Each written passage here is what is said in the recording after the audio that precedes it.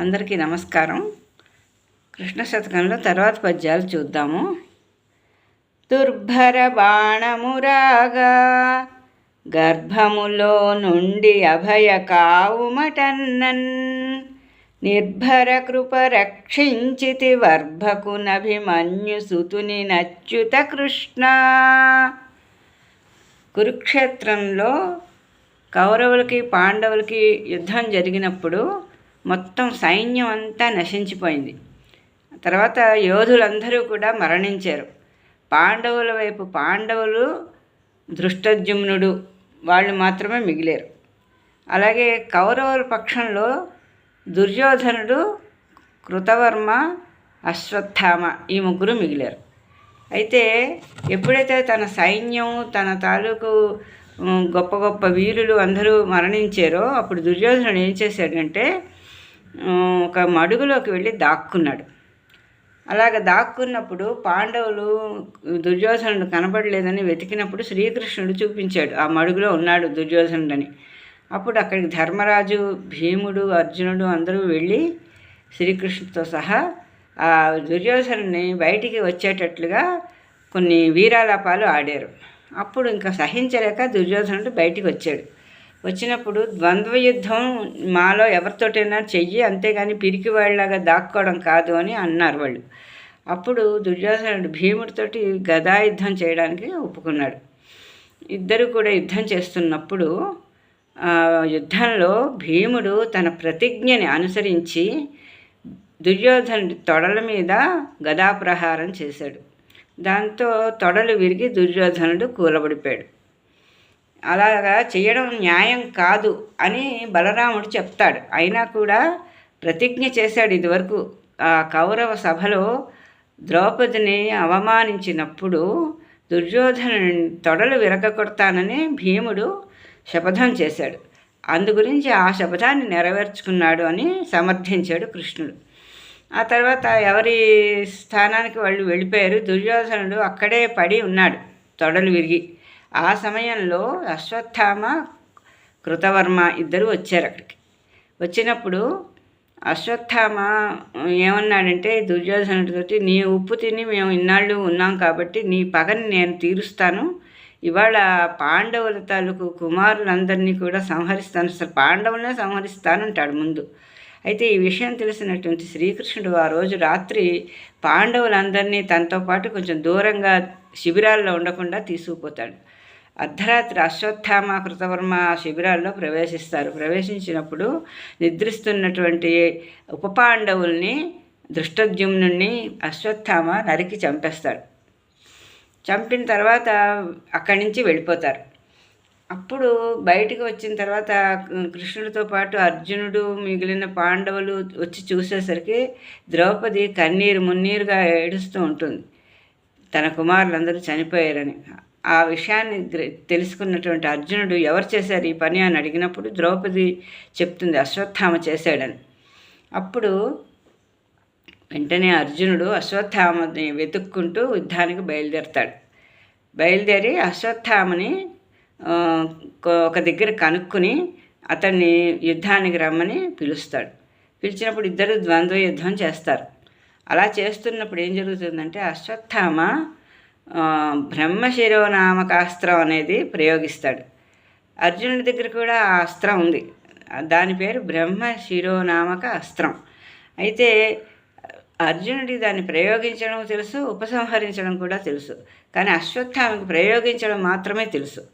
అయితే అశ్వత్థామని ఏమని ప్రయోగించాడు అంటే ఈ బ్రహ్మశిరోనామకాస్త్రం వలన ఈ లోకంలో అపాండం అయిపోవాలి అని ప్రయోగించాడు. అపాండం అయిపోవడం అంటే ఇంకా పాండవులు ఎవ్వరూ కూడా మిగలరనమాట.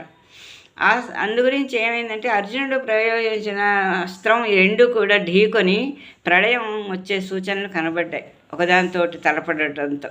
అప్పుడు పెద్దవారందరూ, వ్యాసుడు మొదలైన వాళ్ళందరూ వచ్చి ఇద్దరిని శాంతించమని కోరారు. ఎందుకంటే ఇప్పటికే జన నష్టం చాలా జరిగింది. దీనివల్ల ఈ అస్త్రాలు రెండు ఈ విధంగా ఒకదానినొకటి ఢీకొనటం వల్ల మొత్తం ప్రళయమే వస్తుంది, ఇంకా జీవరాశి అనేది ఉండదు భూమి మీద. అందుకోసం మీరు ఈ అస్త్రాలను ఉపసంహరించుకోండి అని చెప్తాడు. చెప్పినప్పుడు అర్జునుడు ఉపసంహరిస్తాడు, ఎందుకంటే వచ్చు కాబట్టి. కానీ అశ్వత్థామకి దాన్ని ఎలాగ తిరిగి తీసుకోవాలో తెలియదు. అప్పుడు ఏం చేయాలంటే అప్పుడు చెప్తారనమాట, నువ్వు పాండవులనైతే నశింప చేయడానికి వీల్లేదు. శ్రీకృష్ణుడు చెప్తాడు, నా అండ ఉన్నది వాళ్ళకి, అందు గురించి నువ్వు ఇంకేదో ఒక విధంగా అస్త్రాన్ని నిర్వీర్యం చెయ్యాలి అని చెప్తాడు. అంటే దానికి శక్తి లేకుండా చెయ్యాలని చెప్తాడు. అంటే శక్తి లేకుండా నేనైతే చేయలేను, ఎటొచ్చి పాండవుల తాలూకు వంశాంకురం ఉత్తర గర్భంలో పెరుగుతోంది.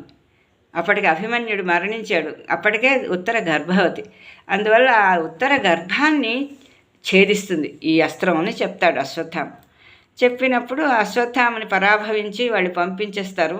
ఆ తర్వాత అదే ప్రకారంగా ఉత్తర గర్భంలో ఉన్న శిశువు మరణించి జన్మిస్తాడు. తర్వాత అలా జన్మించినప్పుడు శ్రీకృష్ణుడు ఆ శిశువుని దగ్గరికి తీసుకుని అతని ఒడలంతా నిమురుతాడు. అలాగ నిమిరినప్పుడు ఏమవుతుందంటే వెంటనే అతనికి మళ్ళీ జీవం వస్తుంది. అతను శ్రీకృష్ణుడు ఆ శరీరాన్ని పరీక్ష నిమిరాడు కాబట్టి పరీక్షిత్తు అనే పేరు వచ్చింది ఆ శిశువుకి. అతడే తర్వాత సామ్రాట్టు అవుతాడు. అయితే ఈ కథని ఈ చిన్న పద్యంలో కవి చెప్తున్నాడు.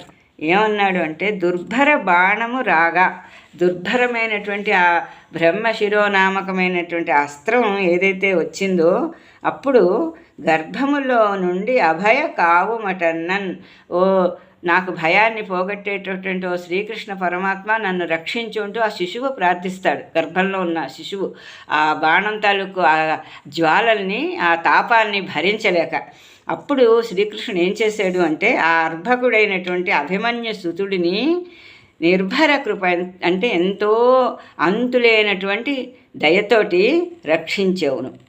అటువంటి వాడి ఓ శ్రీకృష్ణ, నువ్వు ఆ గర్భస్థమైనటువంటి శిశువుని ప్రాణాలు పోకుండా ఆ అస్త్రం వలన నువ్వు రక్షించి అతనికి ప్రాణదానాన్ని చేసావు అని ఈ పద్యంలో చెప్పాడు.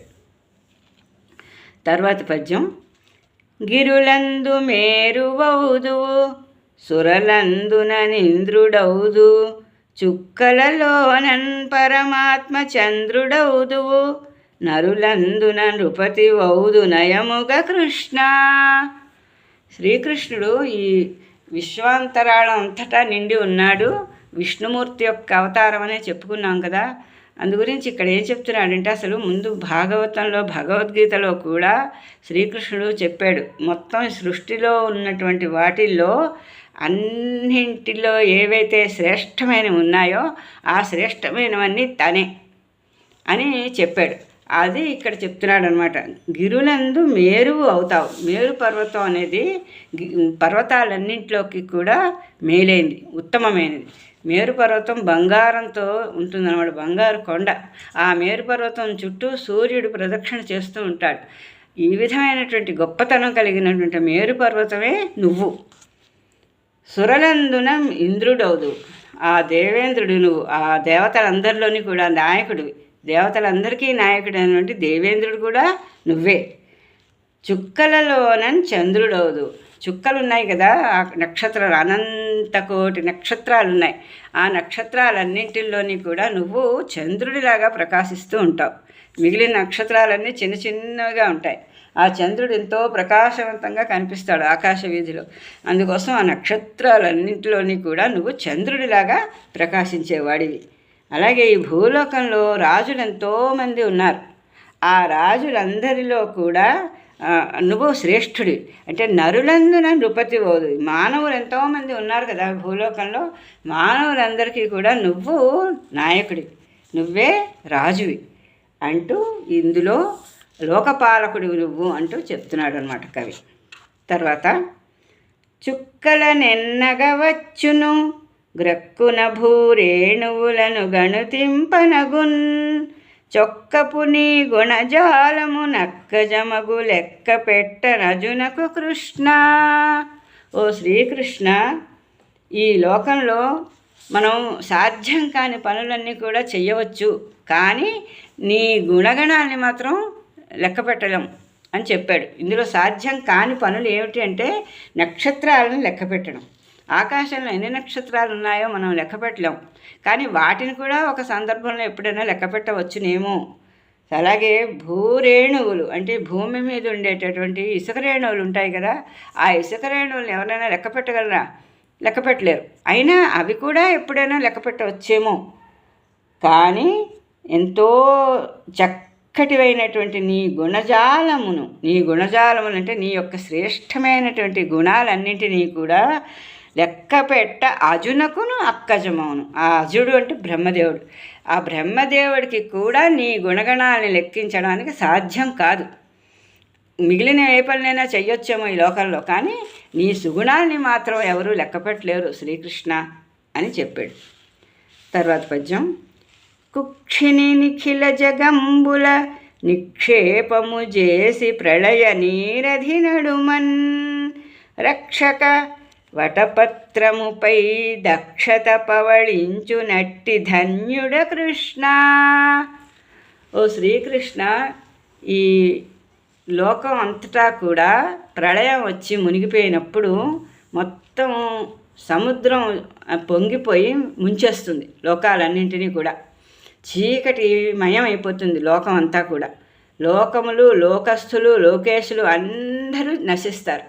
అలాగ నశించినప్పుడు ఏం జరుగుతుందంటే ఆ చీకటికి అవతల, అంటే ఈ చీకటి ఏదైతే వ్యాపించి ఉందో ఆ చీకటికి అవతల నువ్వు జ్యోతిస్వరూపంగా వెలుగుతావు.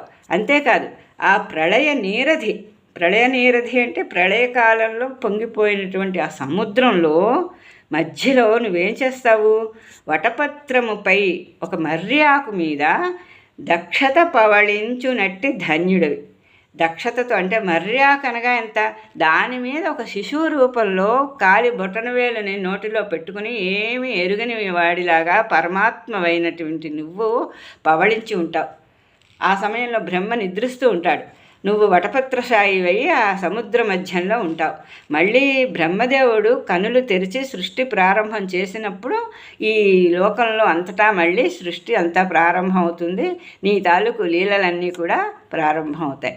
అందుగురించి నువ్వేం చేస్తూ ఉంటావంటే ప్రళయం వచ్చి సముద్రం లోకాలన్నింటినీ ముంచేసినప్పుడు నీ కుక్షిలో అంటే నీ బొజ్జలోనే నిఖిల జగమ్ములను, ఈ లోకాలన్నింటినీ కూడా నీ బొజ్జలోకి తీసేసుకుంటావు. ఆ తీసేసుకుని ఆ జాగ్రత్తగా ఉంచి ఆ వటపత్రం మీద హాయిగా ఏమి ఎరుగని శిశువులాగా పడుకుని ఉంటావు. అది నీ లీల. నువ్వెంతో సమర్థుడివి. ఏ పని చెయ్యాలన్నా కూడా నీకు సామర్థ్యం ఉంది ఓ శ్రీకృష్ణ అని చెప్పాడు. తర్వాత పద్యం. విశ్వోత్పత్తికి బ్రహ్మవు విశ్వము రక్షింపదలచి విష్ణుడవనగా విశ్వము జరుపను హరుడవు విశ్వాత్మక నీవే యగుదు వెలయగ కృష్ణ. ఈ లోకంలో సృష్టి, స్థితి, లయ ఈ మూడు ఉన్నాయి. ఈ మూడింటికి కూడా మనం కర్తలుగా ఏం చెప్తామంటే సృష్టించే అతను బ్రహ్మ, స్థితి కారకుడు విష్ణువు, లయకారకుడు ఈశ్వరుడు. అయితే ఈ మూడు కూడా చేసేది నువ్వే. ఆ సృష్టించినప్పుడేమో బ్రహ్మ అవుతావు, రక్షించేటప్పుడు విష్ణువు అవుతావు, దాన్ని లయం చేసినప్పుడు శివుడు అవుతావు అని చెప్తున్నాడు ఇక్కడ. అంతా నువ్వే, విశ్వాత్ముడివి నువ్వు, విశ్వం అంతటా నిండి ఉన్నవాడివి. విశ్వోత్పత్తి అంటే విశ్వాన్ని సృష్టించేటప్పుడు బ్రహ్మవు, విశ్వాన్ని రక్షించదలిచినప్పుడు విష్ణుడివి, విశ్వాన్ని చెరుపను అంటే నశింప చేయడానికి హరుడవు అంటే శివుడివి. అన్నీ ఇటువంటివన్నీ చేసేదంతా విశ్వాత్మకుడమైనటువంటి నువ్వే, నువ్వు తప్ప ఇంకెవరు చేయగలరు ఇటువంటి పనులు అంటూ ఆ శ్రీకృష్ణుని స్తుతిస్తున్నాడు కవి. ఈ రోజుకి ముగిస్తాను. మళ్ళీ రేపు ఇంకో కొన్ని పద్యాలతో కలుసుకుందాం. అంతవరకు సెలవు. నమస్కారం.